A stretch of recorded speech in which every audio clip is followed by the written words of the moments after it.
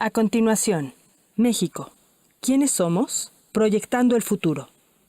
Muy buenas tardes, le doy la más cordial bienvenida a esta sesión en esta Feria Internacional del Libro de Guadalajara. Agradezco mucho al Centro de Estudios Estratégicos para el Desarrollo que me permite efectivamente moderar esta interesantísima mesa en la que hablaremos de quiénes somos y vamos a hablar del futuro. Tenemos, por supuesto, cifras recién salidas del horno que nos permitirán efectivamente ubicar cómo está nuestro país. Además, tengo la enorme fortuna de recibir a dos personalidades que, además de ser grandes académicos, han ocupado y ocupan todavía funciones muy delicadas en el Estado. Está el presidente del INEGI, Julio Santaella. Doctor, bienvenido. Buenas tardes, Leonardo, un gusto estar con ustedes aquí en la FIL. Y está también el doctor Hernández Licona. Él durante muchos años fue el secretario ejecutivo de Coneval, es un académico muy distinguido. Mi querido doctor, ¿cómo estás? Muy buenas tardes. Leonardo, qué gusto, ¿cómo están? Julio, ¿qué tal? Y un saludo a todos aquí desde la FIL virtual. Bueno, pues toda una novedad y por supuesto, pues con gran interés de escucharlos, yo les propongo que para abrir efectivamente esta sesión nos hagan una presentación. Les voy a rogar a cada uno de ustedes que hagan uso de la palabra hasta por 18 minutos y si les parece bien, después entramos al diálogo. Empezamos con el presidente del INEGI, Julio Santaella. Presidente, tiene usted la palabra. Mil gracias, Leonardo. Un saludo también a Gonzalo y a todos ustedes. Traigo aquí una presentación que me va a servir de apoyo para platicar. La sesión de hoy habla sobre quiénes somos y estamos proyectando el futuro. Y pues para entender muchos de estos fenómenos, creo que es importante ver el traslado, qué es lo que ha ocurrido en la historia de nuestro país, ¿no?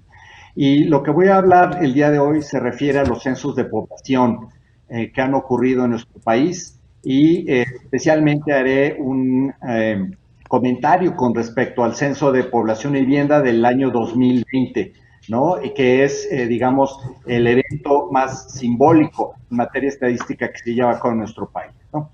En esta lámina, como ustedes pueden ver, les platico que la evolución de un país desde el punto de vista social se puede recoger de una manera histórica a través de los censos de población y vivienda, ¿no? Estos censos nos permiten responder a preguntas muy importantes de cuántos somos, cómo somos, dónde estamos ubicados. De manera histórica, en 1895 se levanta el primer censo oficial de nuestro país, y es oficial porque lo levanta una institución del Estado mexicano, la Dirección General de Estadística, y de esta manera pues está alineado con los estándares de su momento y le da continuidad a lo que ahorita vamos a ver, ¿no? Cuando demos a conocer los resultados del Censo de Población y Vivienda 2020, pues vamos a poder dar continuidad a esta historia. En esta lámina, digamos, lo que les quiero a ustedes contar es qué ha pasado en 115 años en nuestro país, donde pueden ver ustedes que en 1895 éramos 12.600.000 personas y ya para el 2010 somos 112 millones. Y esperamos que para el 2020 en realidad seamos 10 veces más que en 1895. Pero además hay que ver que la pirámide de población, que es decir, cuando dividimos a la población por grupos de edad, es muy diferente, de tal manera que en más de un siglo, pues nos hemos vuelto un país cada vez más viejo.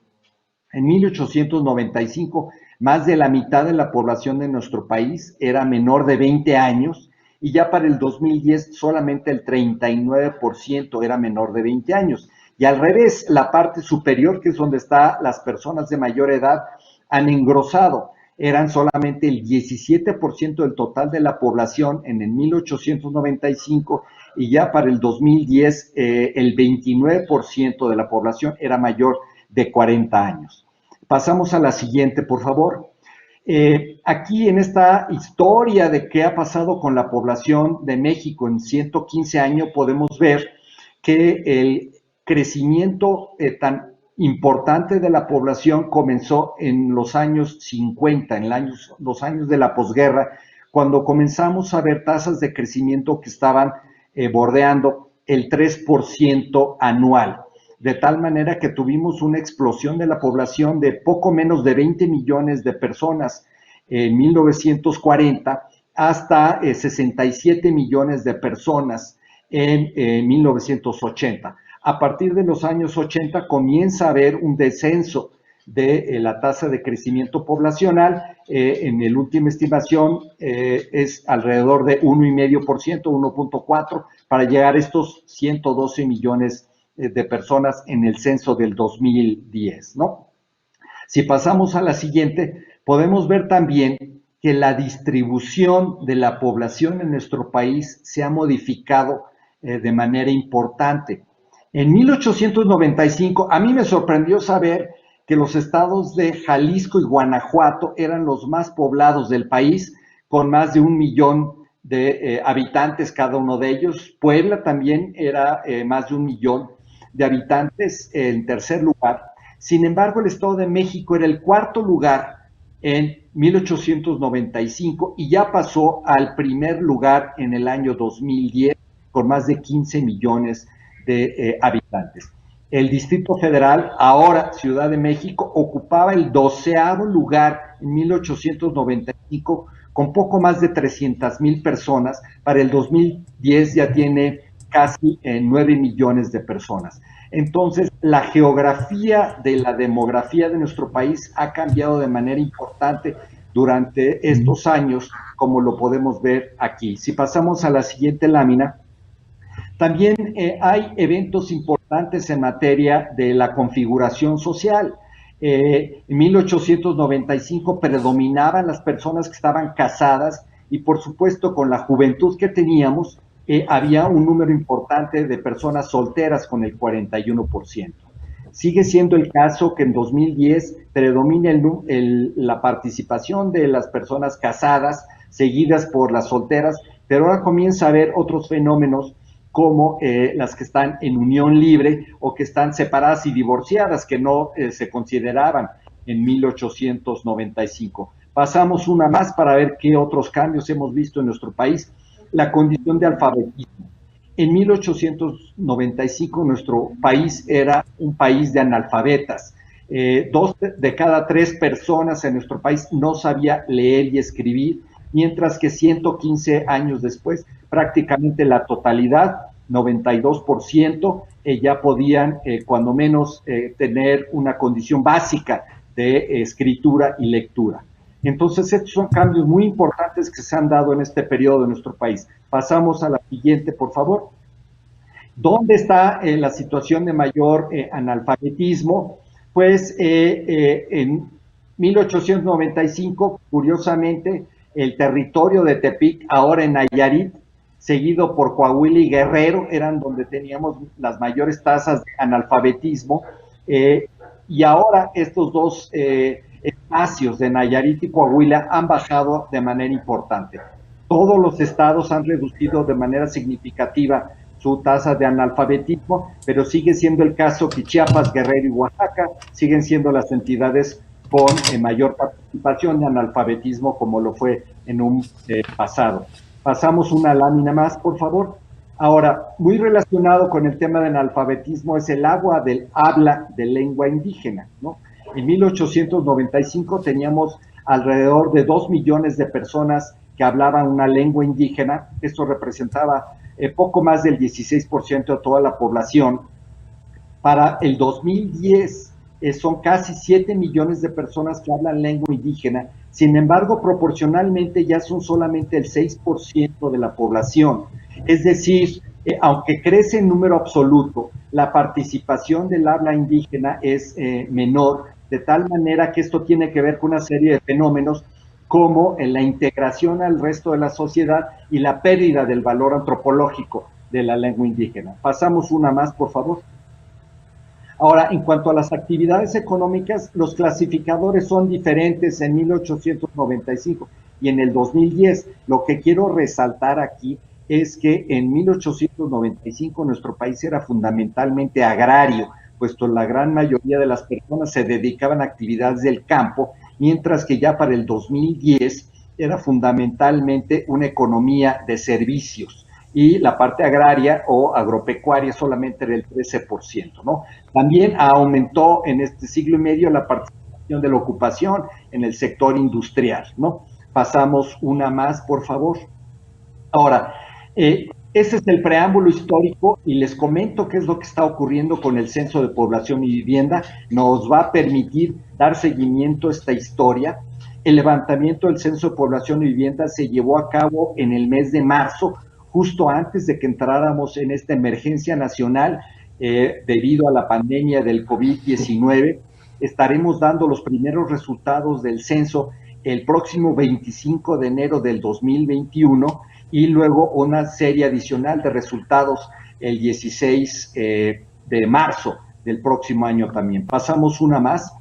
Ahora, este censo de población y vivienda sí tuvo una afectación por la pandemia del COVID-19, ¿no? Evidentemente, en marzo estábamos en las primeras etapas de lo que estaba ocurriendo, había temor por parte de las personas de responder al censo, así que tuvimos que hacer un esfuerzo adicional porque no querían abrirnos las puertas. También tuvimos que tomar medidas adicionales de higiene, de prevención, para que nuestro personal pudiera tener estas medidas recomendadas de sanidad en las actividades censales.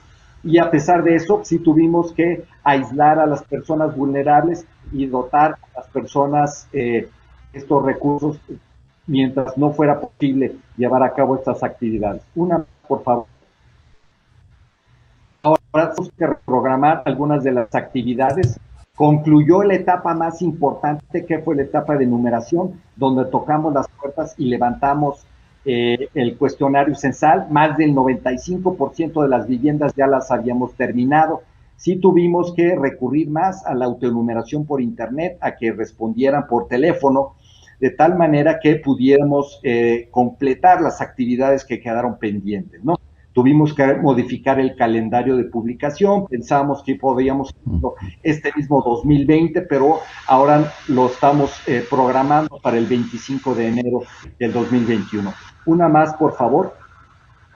Esta lámina nos muestra la temática que nos va a dar el Censo de Población y Vivienda, una serie de temas muy importantes con respecto a el número y las características de nuestra población, así como las viviendas, qué tipo de equipamiento, qué tipo de servicios tienen. Pasamos una lámina más, por favor. El Censo de Población nos va a permitir identificar elementos importantes de interés para los 3 órdenes de gobierno, de tal manera que con esto podemos dar seguimiento al progreso social de nuestra sociedad y de esta manera sustentar las políticas públicas en evidencia que nos está arrojando el censo, ¿no? Esto es fundamental para la planeación del desarrollo de nuestro país. Pasamos una más. De hecho, también el Censo de Población y Vivienda es un mandato legal en una serie de disposiciones oficiales a través de la población que se captura en los censos, es que se distribuyen los recursos por la Ley de Coordinación Fiscal, es como el INE construye los distritos electorales, así que es muy importante este tipo de información que nos da el Censo de Población y Vivienda. Una más, y me parece que es mi última lámina para concluir. Mencionar que la pandemia fue un fenómeno global y que afectó los levantamientos de la ronda censal 2020 en muchos países. Afortunadamente en México, no sin contratiempos, pudimos concluir el levantamiento del Censo de Población y Vivienda y de esa manera podemos dar un seguimiento a la historia por 125 años de lo que está ocurriendo en nuestro país, ¿no? Estos datos van a ser fundamentales para la planeación de los siguientes 10 años. Yo allí me gustaría terminar. Muchísimas gracias. Muchas gracias al presidente del INEGI por su presentación. Por supuesto, hay muchos temas interesantes y al ver, digamos, la panorámica histórica, se antoja saber un montón de cosas, ¿no? Cómo ha cambiado la esperanza de vida, si hemos tenido baches así importantes. Supongo que la pandemia esta o la epidemia, no sé si fue del 18, la de la influenza, también afectó. En fin, cómo están todos esos temas, pero ya tendremos, mi querido Julio, ocasión de volver sobre eso. Vamos ahora a rogarle al doctor Hernández Licona que haga uso de la palabra y que nos haga su presentación. Después volveremos al diálogo. Doctor, tienes la palabra.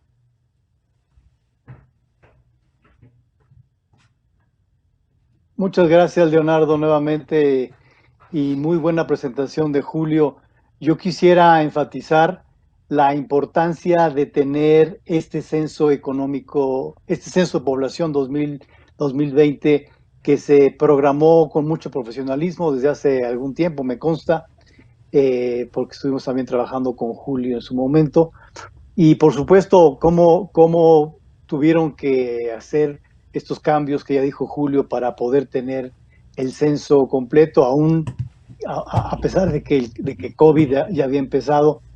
Y yo creo que déjame tomar el censo como pretexto, luego regreso a implicaciones del censo 2020, pero yo creo que hay que felicitar al país, Leonardo, por la existencia de instituciones como el INEGI, ¿no? Cuando estamos hablando en esta plática de quiénes somos y a dónde vamos, en fin, yo creo que un elemento fundamental del país que nos ayuda a saber quiénes somos y a dónde vamos es tener instituciones como el INEGI, creado en el 83.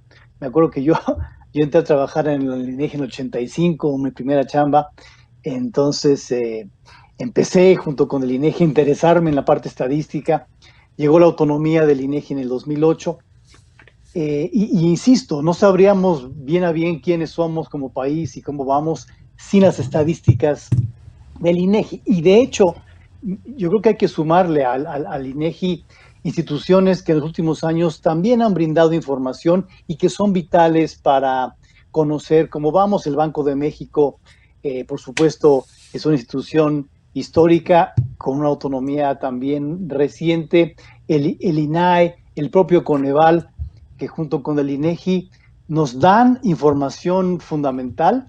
Y en democracias, Leonardo, en democracias, amigos y amigas, pues se necesitan instancias técnicas pues que no dependa del poder político para saber cómo estamos. Es muy tentador por parte de los políticos decir que vamos súper bien y es natural, digamos, porque son los que llevan el gobierno, pero sí se necesita instancias diferentes a las del poder para decirnos bien a bien cómo vamos, ¿no? Es un poquito como ir al médico. El médico nos dice en general con mucha claridad y rigor cómo vamos y por más que uno quisiera ir bien siempre, pues el médico te dice, mira, vas bien aquí, pero vas mal acá. Entonces, en una democracia eso es fundamental, tanto para mejorar como con elementos de transparencia y rendición de cuentas. Entonces, podemos saber con esta información del INEGI cómo vamos, qué está pasando con el país, etcétera. Déjame entrar entonces para ver cómo vamos. Ya Julio dio un recuento bien interesante de muchos temas. Déjame dar un recuento complementario de cómo veo yo al país, cómo vamos, cómo estamos ahorita, implicaciones para el futuro. Y a ver, hay muchas formas de poder ver cómo vamos, pero hay tres cosas que a mí me parecen siempre importantes para saber cómo va el desarrollo de un país. Una es cómo le va a la generación de ingreso de las familias, cómo le va a la generación de ingreso de las empresas, cómo le va al valor agregado que se mide con el PIB, que también el INEGI nos da cuenta de manera sistemática. Entonces, uno es cómo nos ha ido al país en PIB. Dos, cómo le va al país siendo o no un país parejo, un país igual o desigual. Es una segundo elemento del desarrollo. Y el tercero es cómo le va al país en pobreza. Creo que cuando uno ve cómo nos va en valor agregado, cómo nos va en desigualdad y cómo nos va en pobreza, podemos tener una foto de cómo estamos, cómo vamos y hacia dónde vamos, ¿no? Entonces déjame hacer un resumen de cómo vamos desde el punto de vista de la información de INEGI. No sé si pueden poner la presentación en la primera gráfica. Esa primera gráfica, que es el PIB. El PIB es un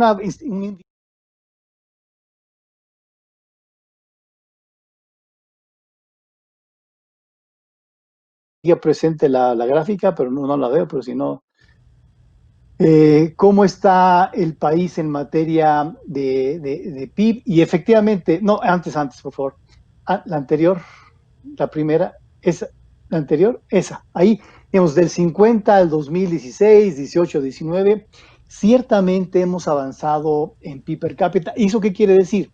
Que en promedio no, los mexicanos tenemos un ingreso mayor. Hubo un descalabro en los 80, hubo un descalabro en 2008, habrá un descalabro en 2020, pero digamos, hasta antes de 2020 íbamos en general bien. Sin embargo, y a la siguiente, por favor, si metemos a México en el concierto internacional, y aquí incluimos a Irlanda y a Portugal y a España y a Chile, México es el que está más abajo ahorita, ¿no? Es decir, nos fue bien del 50 en adelante, pero no tan bien como otros países. Y eso implica que, por ejemplo, con Corea del Sur, que hace 60 años tenía la mitad del poder adquisitivo, por decirlo de una manera, que México teníamos, hoy nos rebasó y tiene mucho más del doble que tenemos nosotros. Y la gran diferencia es que año tras año, la generación de ingreso, la generación de valor agregado, el crecimiento económico fue año con año mucho mejor en Corea del Sur que en México. Y eso implicó que nos rebasaron y hoy los mexicanos tenemos un PIB per cápita, un ingreso per cápita muy mediocre, por decirlo menos, porque dejamos de hacer cosas, dejamos de hacer un arreglo institucional que genera crecimiento económico. Entonces, ¿cómo estamos en valor agregado? Mediocre. En la siguiente, por favor. ¿Cómo estamos en materia de desigualdad?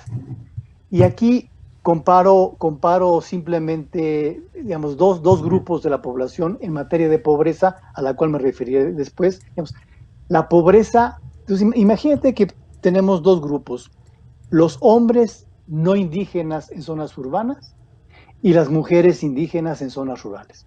Y veamos las dos últimas gráficas de cada uno de ellos. Esto es, la pobreza de hombres no indígenas en zonas urbanas es de 35%, la pobreza extrema es de 3.9%. En cambio, mujeres indígenas en zonas rurales, la pobreza es de 84% y la pobreza extrema es de 45.7%. Haz de cuenta que estamos hablando de dos países diferentes, de dos lugares diferentes, y es el mismo país. Lo que estamos viendo es que México es y ha sido un país súper desigual.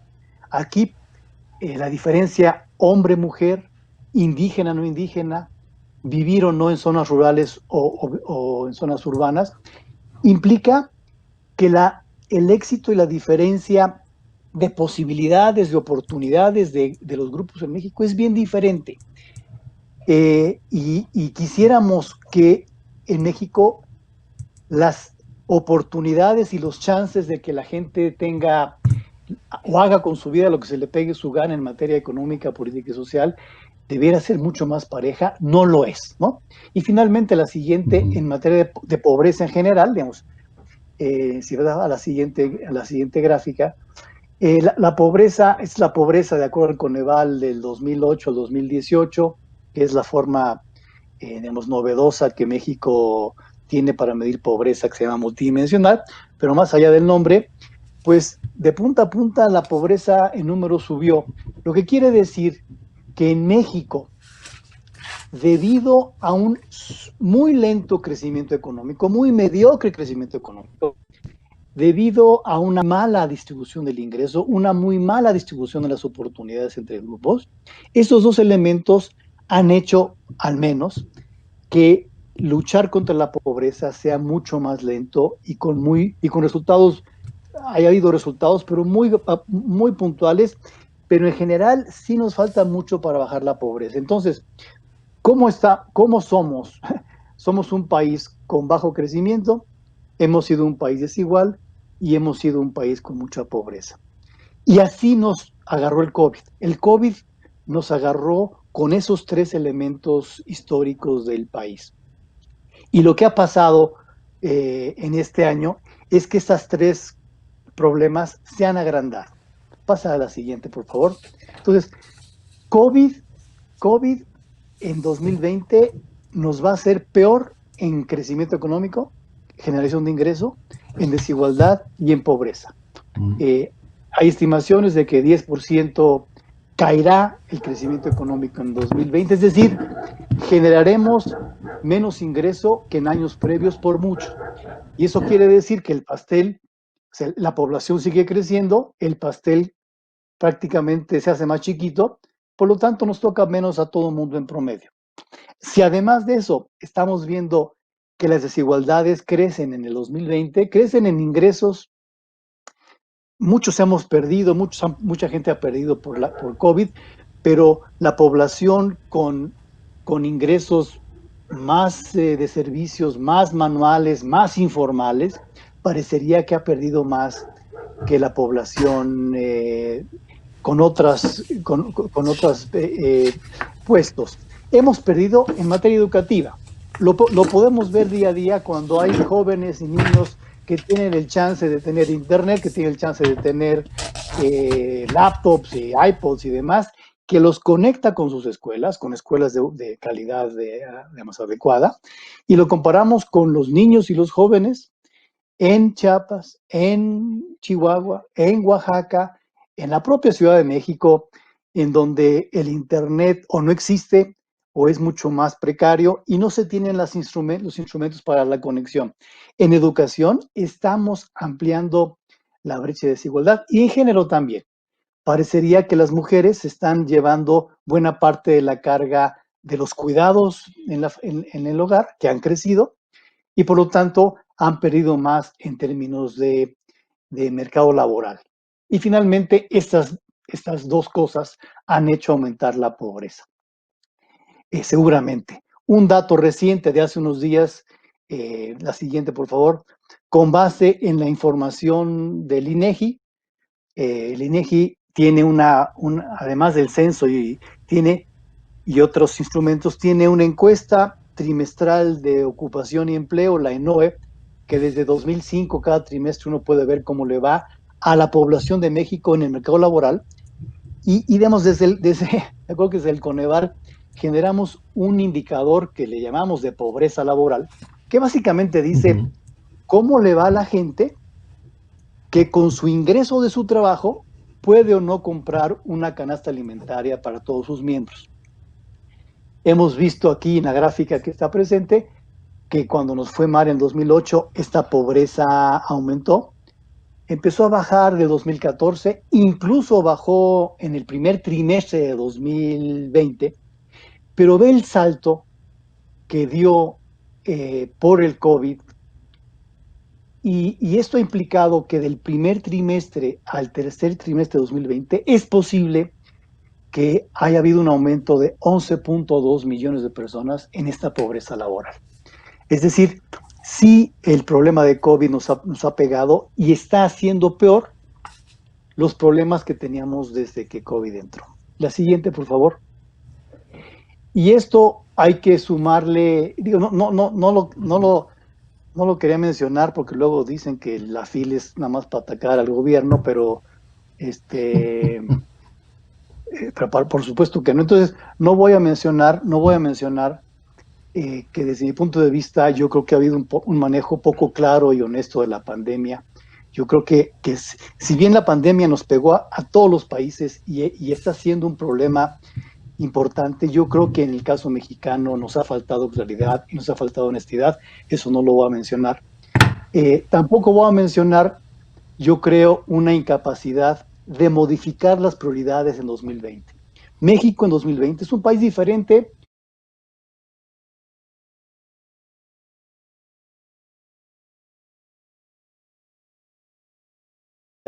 Para darle prioridad a la pérdida de empleo y a la salud, y me parece que eso no se hizo. Tampoco voy a mencionar que yo creo que los programas sociales hoy son insuficientes para la pandemia y que no siempre es claro que lleguen a los más pobres.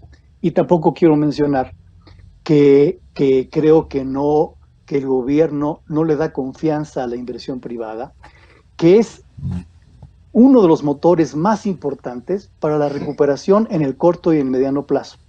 Entonces, el futuro no es muy halagüeño para México. El futuro, me refiero a 2021, 2022, seguiremos con los elementos de la pandemia, más la problemática que teníamos desde antes. Entonces, México es un país muy grande, muy, muy bonito, todo el mundo lo queremos, pero los retos son súper grandes. Muchas gracias. Pues doctor, muy agradecido por tu presentación, por lo que dijiste y por lo que no dijiste. Dice, no quiero mencionar ciertas cosas, pero quedaron por supuesto anotadas. Es absolutamente fascinante. Yo quisiera simplemente, en esta función que tengo como moderador, retomar un par de argumentos que han presentado nuestros ponentes, subrayar, como decía Gonzalo, no hay deliberación posible en una democracia si no tienes datos, pero nos ha quedado claro a partir de la presentación del doctor Santalla que tampoco podemos planear ni tampoco podemos diseñar apropiadamente políticas públicas si no tenemos datos confiables. Vemos como ciertamente hay países que han sufrido por eso. Segundo elemento que pongo también de relieve, que bueno, pues en toda esta discusión sobre si somos un país que funciona o no funciona, hay quien nos ha ubicado ya como estado fallido, pues nos queda claro que fallido no somos, ¿no? Somos un país disfuncional que tiene instituciones que funcionan muy bien, como en este caso el INEGI, el reconocimiento en las condiciones más adversas que hemos tenido en materia sanitaria. Hemos tenido un INEGI que ha estado presente dándonos información con todas las limitaciones del caso, pero ahí ha estado para que medios de comunicación ciudadanos también valoren cómo están las cosas.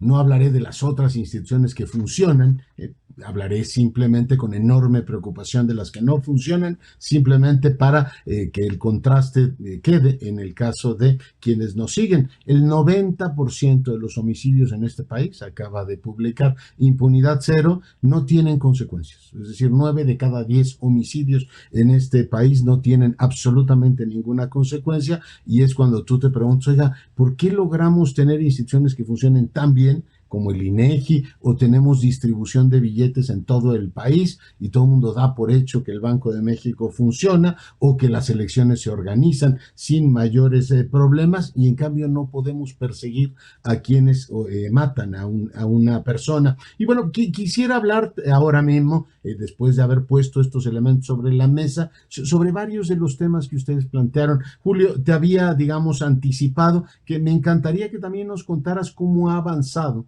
o cómo ha evolucionado la esperanza de vida. Ya nos has demostrado cómo ha venido, digamos, cambiando este país. Hemos pasado, pues, como le hemos ganado unos 100 millones, ¿no? Y veremos cómo nos va ahora con el 2020, pero viendo así en números redondos, del 1980 al 2020, le hemos agregado más o menos el doble de la población, ¿no? Estaríamos metiendo nada más la población como de Francia en el periodo de los 40 y tantos años de los que estaríamos hablando, y uno se pregunta si ese incremento de la población explica lo que nos planteaba Gonzalo de un PIB que ha dejado de funcionar. Yo recuerdo, porque tengo algunos años, que el Plan Global de Desarrollo de José López Portillo decía en el 80 que íbamos hacia finales del año a igualar a España en ingreso per cápita. Ya vimos la gráfica que nos presentó Hernández Lecona y claramente se nos efectivamente cambió. Pero te preguntaría, agrego los dos elementos, esperanza de vida y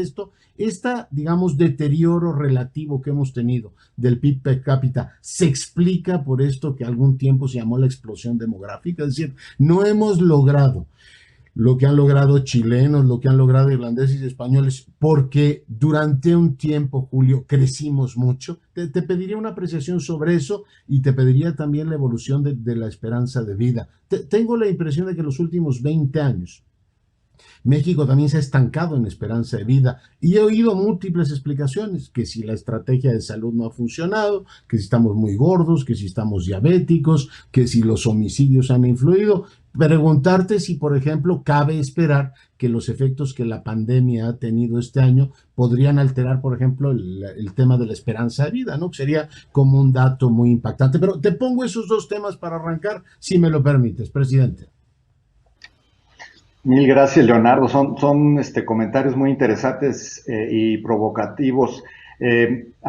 Primero, agradecer los comentarios tanto de Leonardo como de Gonzalo respecto al INEGI. Nosotros tratando de hacer nuestro trabajo, proporcionando información que sea importante para la toma de decisiones. Aún en periodos de pandemia, tenemos que tomar decisiones y, por supuesto, coincido que es un elemento fundamental en cualquier democracia. Poder sustentar la planeación en datos y luego la rendición de cuentas, los resultados que las administraciones van haciendo en función también de datos. Ahora, respecto a lo que comentas, la esperanza de vida efectivamente durante estos 125 años que hemos capturado a través de los censos de población y vivienda, pues, se ha incrementado de manera importante en nuestro país. Este incremento en la esperanza de vida ha venido aparejada definitivamente con un progreso económico y social que ha mostrado nuestro país.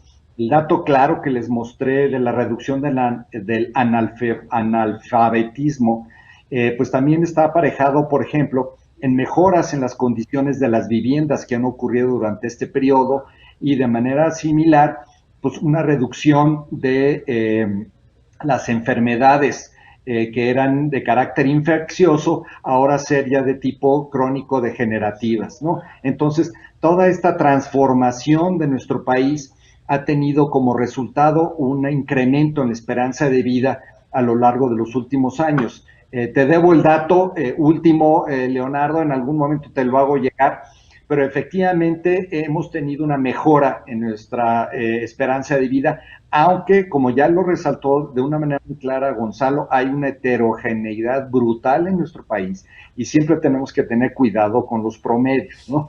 Él mostraba el ejemplo de las mujeres indígenas en ámbito rural con los hombres no indígenas en las ciudades, ¿no? Y lo mismo sucede aquí en estas circunstancias. La esperanza de vida, como tú lo señalas, ha sido impactada por los años, la última década, por el incremento en los homicidios, la prevalencia del homicidio. El homicidio, desafortunadamente, es la primera causa de muerte para los varones entre los 20 y los 40 años de edad, así que es una tragedia que está ocurriendo en nuestro país y sin duda alguna en nuestro país y en prácticamente todo el resto del mundo, 2020 vamos a tener una reducción en la esperanza de vida a raíz de la consecuencia que tendremos por el COVID-19, ¿no? Que está por convertirse definitivamente en la primera causa de muerte en nuestro país en este año 2020.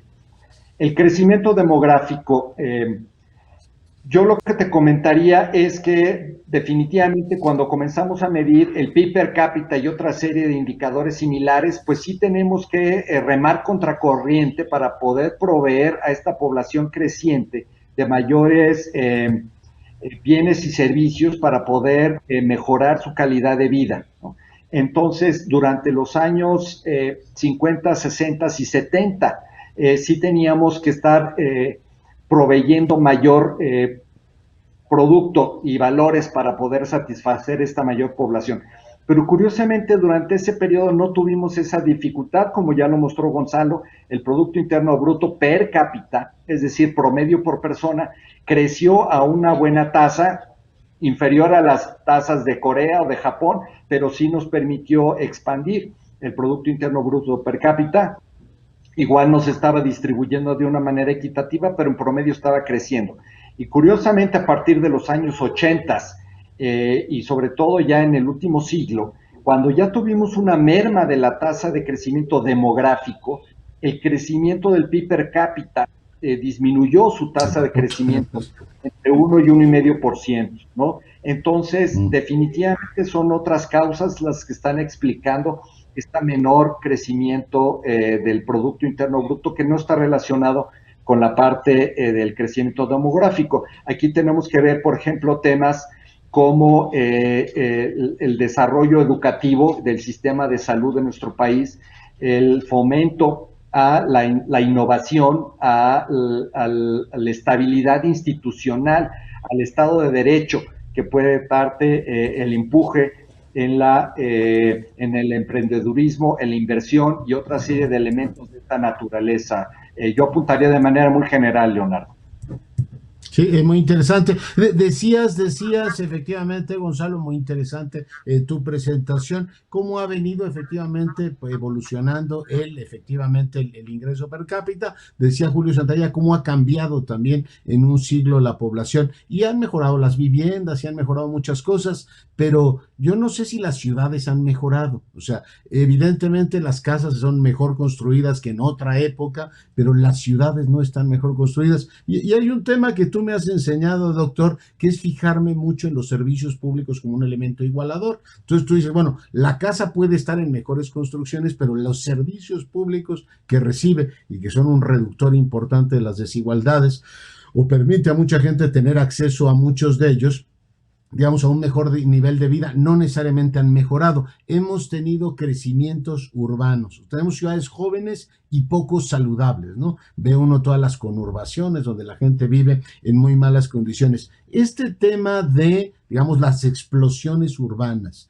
ligados al deterioro o ligados al deterioro de los niveles de vida de la gente, ¿me ayudas a contextualizarlo? Porque nos permite ir efectivamente poniendo en conjunto las dos presentaciones. Gonzalo.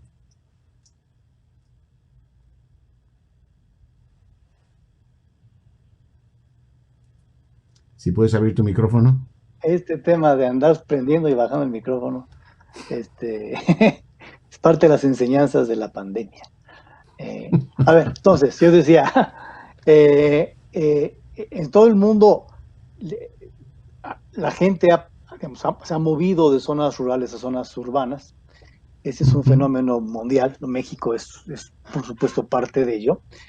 Y ciertamente en las zonas urbanas, en promedio, como decía Julio, hay situaciones favorables respecto a lo que pasa en las zonas rurales. Hay más servicios, hay más producción, hay más variedad de productos, hay más posibilidades de trabajo, que es la razón principal por la cual la gente se ha ido yendo a vivir a las zonas urbanas. Es decir, tú tienes un mundo, digamos, moderno en el cual tú tienes facilidades y tienes servicios, en promedio. Obviamente, cuando tú llegas a la ciudad y tú caminas por la ciudad, Leonardo, como lo hacemos todos o lo hacíamos todos hace unos meses, sí ves diferencias importantes. Es decir, las ciudades son un crisol en donde uno puede ver la desigualdad muy patentemente, ¿no? Caminar o ir en coche por Santa Fe en la Ciudad de México es un buen ejemplo donde tú tienes dos tipos de familias completamente diferentes en materia de las oportunidades de trabajo y de los ingresos e incluso de los servicios. Entonces, sí, las zonas urbanas son por supuesto, en promedio la gente le está yendo mejor que lo que tenías en las zonas rurales, por eso te vienes para acá. Pero ya que llegas aquí, pues no es que todo el mundo nos vaya exactamente igual. Y de hecho, decíamos, caminando por las calles, lo que sucede directamente en la calle, ves la gran diferencia. La formalidad e informalidad convive. Ciertamente hay temas igualadores. O sea, el ingreso en México ha sido tan malo siempre que ha sido uno de los elementos divergentes de la población, es decir, nos separan los ingresos entre los grupos y los servicios educativos y de salud en general han sido igualadores. Es decir, el esfuerzo del Estado mexicano por muchos años, que los censos lo pueden observar, como Julio lo decía, es que el acceso a servicios de salud y de educación se ha hecho, ojo, más parejo respecto a lo que teníamos hace unos años. Eso no quiere decir que hoy el servicio de salud sea igualitario y que nos vaya igual de bien a todos. No, eso es muy diferente. Ha habido aumentos de cobertura de servicios básicos. Si algo hemos hecho bien en el Estado mexicano por las últimas décadas, es mejorar los servicios básicos de la población, ¿no? Es decir, en materia de drenaje, en materia de agua potable en los hogares, en materia de acceso a servicios de salud, en materia de más niños y niñas en escuelas, eso ha crecido, la cobertura ha crecido. Eso es lo que yo llamo un elemento igualador. ¿Qué sigue siendo un elemento desigualador? La calidad de los servicios de salud, de educación, sobre todo, ¿no? Seguimos teniendo un país donde el acceso al servicio de salud es muy diferente entre lo que podemos pagar, posiblemente nosotros tres, que con lo que tiene alguien en el IMSS o en el ISSSTE, o quien tiene los servicios de salud abiertos. Hoy el INSAI, que sustituye al Seguro Popular, está diseñado para la población más pobre, pero ciertamente la calidad de los servicios es muy diferente. Igual que en el tema educativo que decíamos hace un segundo, ¿no? O sea, las escuelas no son las mismas, la calidad no es la misma, las facilidades no son las mismas. Entonces, en resumen, Leonardo, los servicios educativos y de salud, las coberturas básicas han mejorado para todo mundo, especialmente para la gente más pobre, pero seguimos viendo elementos de desigualdad en la calidad de los mismos, ¿no?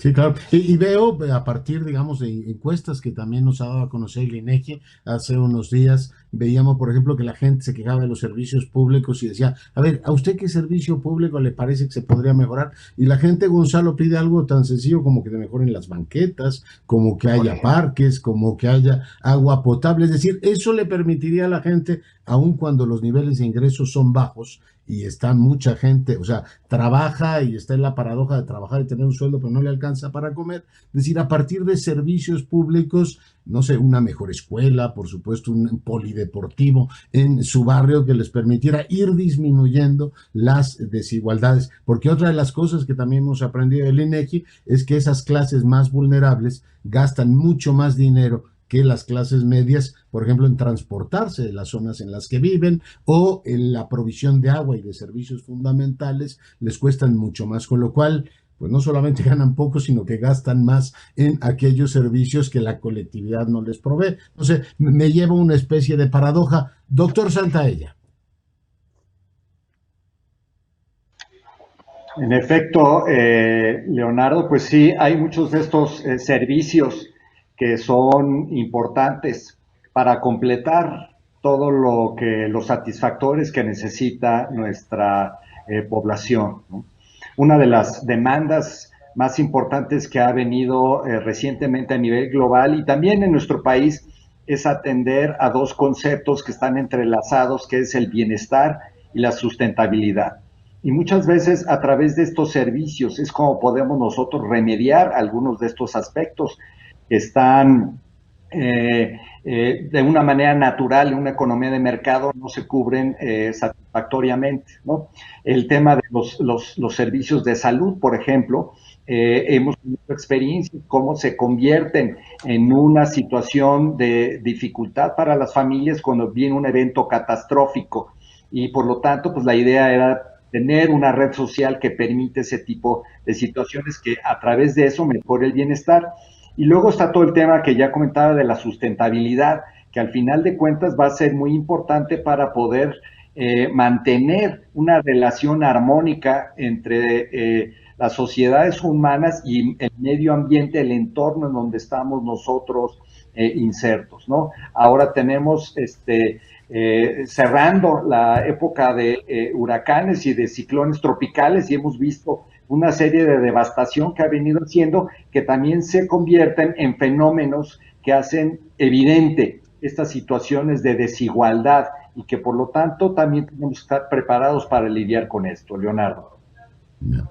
Yo creo que es un tema interesante. Gonzalo, ¿qué hacemos, digamos, pensando en el futuro con los pobres? Tú has tomado este tema diciendo, a ver, están las transferencias en efectivo, que es un tema que los sucesivos gobiernos han planteado, pero nos dices, no descuidemos los servicios, que son un tema fundamental. Pero entramos a una cruel paradoja cuando nos dices, por ejemplo, esto de la pobreza laboral, es decir, trabajar en este país no necesariamente te resuelve el tema de tener suficiente para comer. Veía los datos de la última encuesta que publicó el INEGI sobre el tema laboral y bueno, pues simplemente por dar un dato, en Chiapas, que es un estado que ha sufrido ahora mucho por las inundaciones, las tasas críticas de ocupación tienes a la mitad de la población. Y tú dices, bueno, por un lado digo, están los pobres que no tienen, hay que darles trabajo, pero los que tienen trabajo tampoco les alcanza para comer. Ayúdame a ubicarme en esa que yo llamo sangrienta y cruel paradoja de nuestro país, Gonzalo. A ver, no sé cuánto tiempo nos queda, pero a ver, yo creo que hay dos vías para poder avanzar en el desarrollo. Uno es generando mejores oportunidades para todo el mundo, invirtiendo con empleo, generación de empleos, haciendo un énfasis en que la inversión es importante y que México es bueno para invertir, con lo cual podemos ampliar oportunidades y chances para todos. Pero al mismo tiempo, dada la distribución de las oportunidades y del ingreso históricos, sí se requiere seguir apoyando a la gente que menos tiene y no solamente con efectivo. Yo diría, si nos pusiéramos seriamente, Leonardo, si nos pusiéramos a chambear en la tarea que nos dice la Constitución de que lo relevante son los derechos, y lo relevante es el acceso efectivo a los derechos de manera universal y de manera igualitaria. Es decir, no solamente te doy una escuela y cobertura, sino que la calidad es buena y que la calidad es parecida entre todos. Si en vez de reducir la pobreza como objetivo, pusiéramos el énfasis en la igualdad de las oportunidades, a partir de los derechos, México tendría en unos años una situación mucho mejor en pobreza, en justicia distributiva y en crecimiento económico. Pues nos quedamos eso como agenda. Quiero agradecer al presidente del INEGI, Julio Santalla, muchísimas gracias por tu participación. Doctor Gonzalo Hernández Licona, muchísimas gracias por tu participación. Gracias, Leonardo, gracias, Julio, gracias a la Y FIL por por la supuesto, invitación. agradecemos a la FIL la invitación y agradecemos a todos quienes nos han acompañado esta tarde. Gracias y muy buenas tardes. Muchas gracias. Hasta luego. Verte. Saludos.